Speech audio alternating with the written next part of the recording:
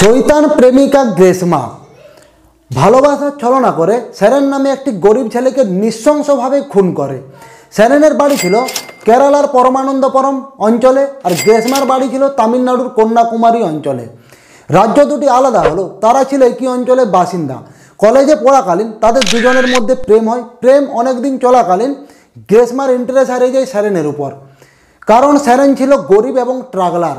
তাই গ্রেসমা নিজের পরিবারকে জানায় একটা বড়লোক চাকরিওয়ালা ছেলে খোঁজার জন্য, যাকে সে বিয়ে করে সেটেল হতে পারে।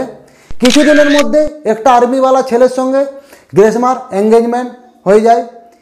তারপর গ্রেসমার মনে ভয় হতে থাকে, এই কথাটা ক্ষণক্ষরও সেরেন যদি জানতে পারে তাহলে দক্ষযোগ বেঁধে যাবে। তাই নিজের পথের কাঁটা সেরেনকে সরানোর জন্য গ্রেসমা একটি প্ল্যান বানায়। সেই প্ল্যানে গ্রেসমা সাকসেসফুল হয়। সে একটা প্যারাকোয়াড নামক বিষ আয়ুর্বেদিক ওষুধের সঙ্গে মিশিয়ে সেরেনকে খাওয়ায়।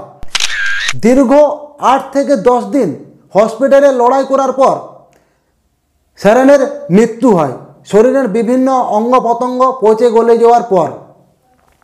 তারপর গ্রেসমাকে পুলিশ গ্রেফতার করে এবং কেরালার হাইকোর্ট 2025 সালে 20 জানুয়ারিতে ফাঁসির আদেশ দেয়। আর গ্রেসমাই হলো কেরালার সবচেয়ে কম বয়সী মেয়ে যাকে ফাঁসির আদেশ দেওয়া হয়েছিল।